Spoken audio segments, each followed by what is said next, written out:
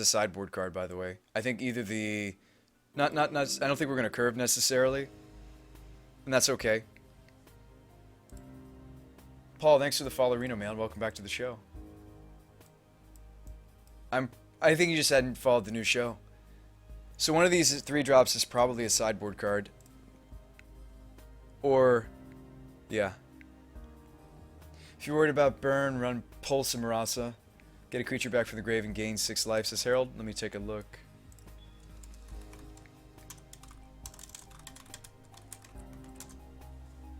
XSV says, put in a Ranger. It'll get Harbinger and Birds. Yeah.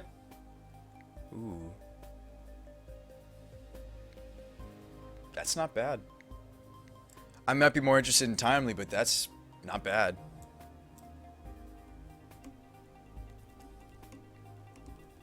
Whoa, Ghost in the Shell. You're not the first person to say that, Paul. A lot of people seem to like that one. Thanks, friend. Safi plus Crypt Champion plus Tesa.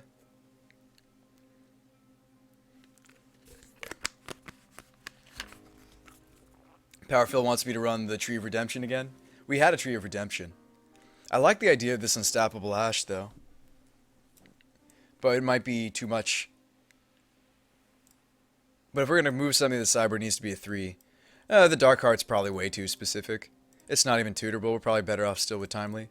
I just like, this is kind of a pet card, but yeah, I built like a modern lands list with Dark Heart and all the different tech lands, and I was so disappointed that like my removal lands weren't working properly on Magic Online.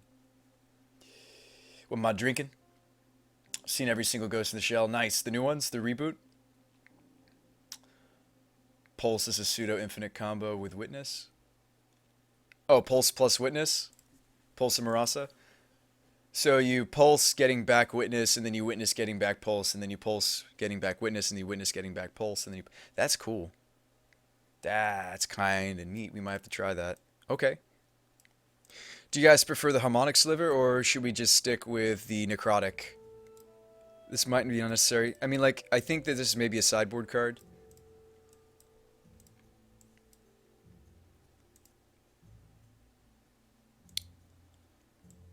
I mean, don't get me wrong, I love having a main board Vindicate. Tutorable Vindicate. Don't get me wrong, but it might be a sideboard card. I mean, do we really need the main board Pontiff? Yes, because I assume there are going to be a lot of Swarm decks. It's also where a lot of the funds of the deck went, so this is also an anthem for us to alpha. It's very flexible. Unstoppable Ash makes sure I have a creature for worship. Sort of. They can remove the Unstoppable Ash, and then Harbinger comes back into play.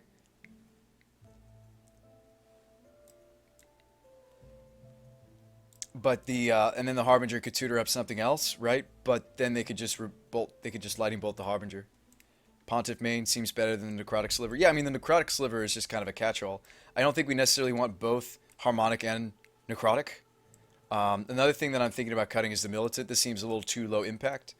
So our graveyard, let's talk about the sideboard, because that's actually where I'm stuck now. So stuff for burn. We've got Nyx Fleece, Timely, Burrington, Pulse and Marasa. That's a lot for just specifically burn. Colossus is for black, or just we need to go big. Choke is for blue. Sculler is for combo. That might be in the same vein, but maybe not. Storyteller is also nice against combo, but maybe unnecessary. This is against sweepers. It might be in the same vein as Choke. This is a sweeper effect that we might not need. I mean, with the Tutorable Pontiff, I think the most low impact card in my sideboard is Golgari Charm.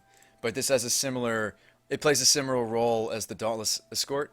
Necrotic and Harmonic have the ability to remove various types of permanents. So this is how our sideboard shakes up. Run Leyline of Sanctity, says Looking Glass. Probably not. It's too expensive. It doesn't really optimize what I'm trying to do. Run Lone Missionary. Yeah, Lone Missionary is sweet. I've seen Jeff utilizing... The problem with Timely, as much as I love Timely for the theme with the deck, the problem with Timely is we're not actually benefiting as much as I'd like to, because we're actually maybe putting out as many creatures as they are, so we're actually not always going to be getting the Soldiers tokens. We're probably just getting the 6th life, and then at that point, I guess the Pulse is technically better, because we can do loops with it with something like Eternal Witness. Run a Great Sable Stag. Doesn't wheel counter our combo?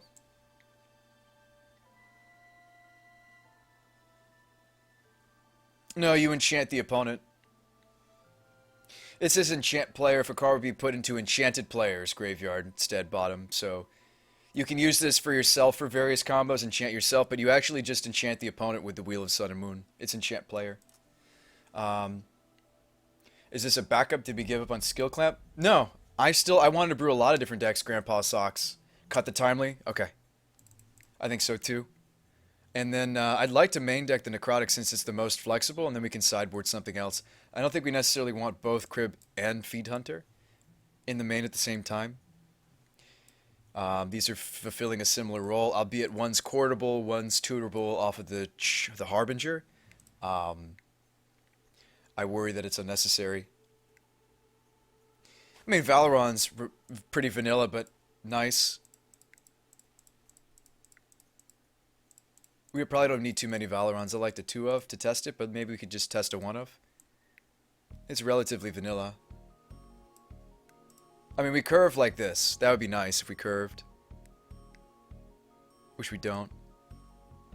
Again, we really shouldn't put Chord in the curvature because Chord could be anywhere. Chord could really be at various converted mana costs. If anything, we could maybe be heavier on 4s. Carrytid will be better than the Valoron. But Carrytid's not white. Right, Fiend is courtable. Run an Aetherios. Aetherios is sweet. I mean, yeah, Swap might be the sideboard card.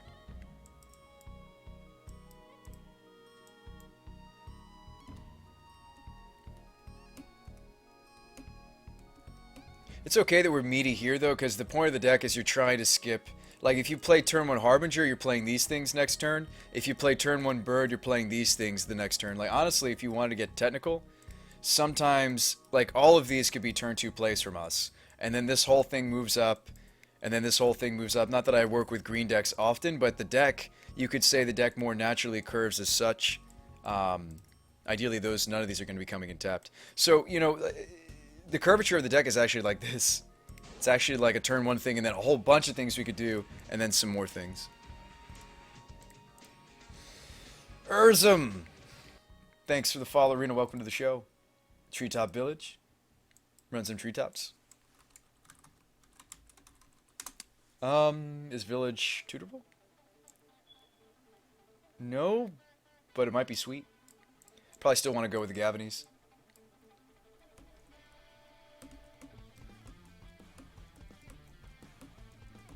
Next level with Tome Scour.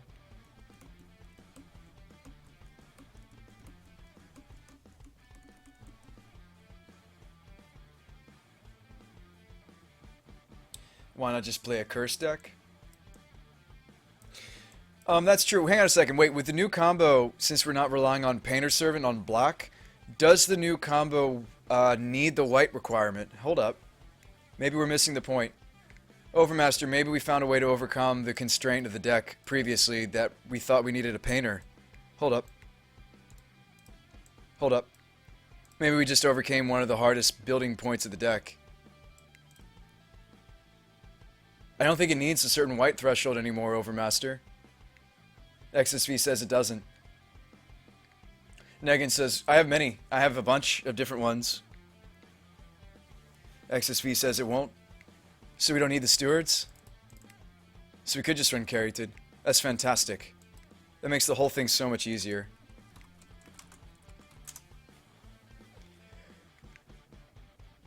That's fantastic. Okay, so maybe we should go up on Crypt Champion. Like, my worry is we're not going to have the combo consistently with only one Crypt Champion. I mean, maybe the Timber Protector's just overkill. Some matches, maybe not. Some matches, yes. I mean, we can honestly, against a Wrath, tutor for this guy instead of the Dauntless. That gives us some more space. And we can sideboard either the Fiend Hunter, the Necrotic, or the something else. And run another Crypt Champion. But it's like 5 Crypt Champions. I'd rather have 6 combo pieces.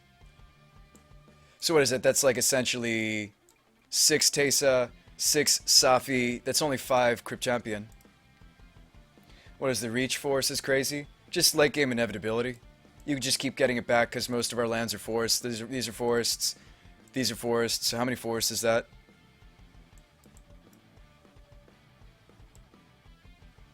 2, 3, 4, 5, 6, 7, 8, 9, 10, 11, 12. 12 forests. Maybe that's not enough for the reach of branches anymore. Somebody demanded that I don't cut the reach, but we might have to.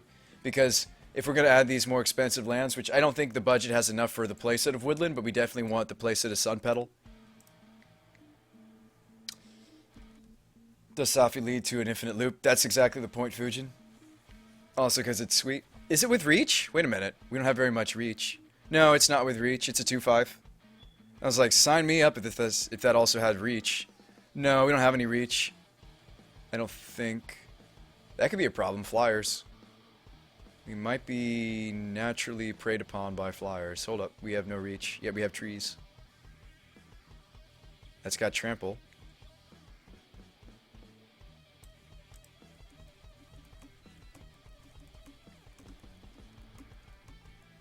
Well, we can maybe cut the Dauntless because we could...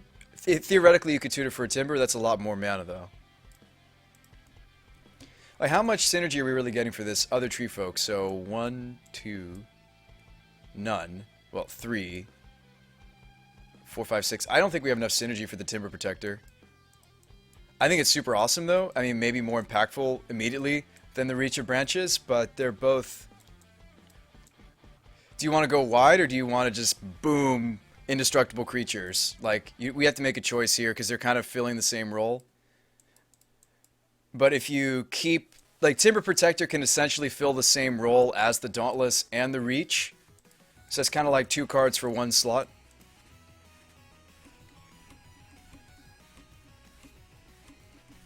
What flyers do I care about? I'm not sure. Somebody might be trying to jam Delver despite it being a budget tournament. Go with the indestructible one? Okay. We'll keep these, though, on the board to talk about it. So maybe Timber Protector. And then that means we get another slot for the main deck for the second Crypt Champion. This thing's going to look like a block of cheese as far as how it curves, though, and that's going to really bother me. I mean, maybe this style of deck just doesn't normally curve. Like, these could be in the ones, depending on what our draw's like. These chords might be here, here, but they'll probably be here. It really bothers me, though. Could we chord as early as turn 2? Is it going to look like that? No. Chording usually won't happen until turn 3 and on. Although these are turn 2 plays, potentially. Maybe it curves like this. Wait a minute. It could curve like this.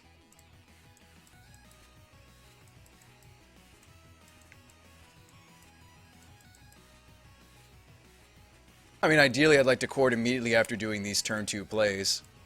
Maybe it chords like... Maybe it's going to curve like this when we're actually playing. What do you guys think? Delver will be the #1 budget deck. Powerfill says, don't need many 2-drops. You're trying to skip them. Oh, so you're saying trim on the 2-drops? Okay. Well, I like the Superior, the Fleece, the 2 of Eric's daughter, the Safis. 1 Scholar, 1 Pride Mage I like. You're saying cut a Carrington? Okay, we could.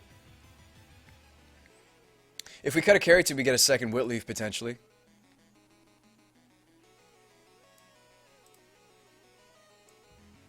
It definitely needs a test run. Okay, so maybe we'll cut a Carrington, and let's put back in the second Whitleaf. I'm not worried about the curve anymore. I oftentimes forget that green decks have a really strange curvature. I don't play a lot of green, as you guys are well aware. This would have been a much faster brew.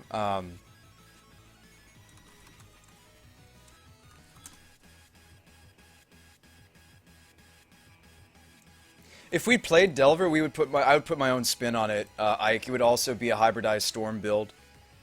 I can teach you how we can do that later. Cut Nyx for Perimeter Captain, says Austin. Probably not, but that's not a terrible idea. What was the other sideboard card that I cut that we maybe should bring back? Yeah, Crazy, we already built it. Crazy, here. I'll link it to you, dude. Here. Boom. Crazy. That's that, and that's that. Crazy. You're welcome to look at them.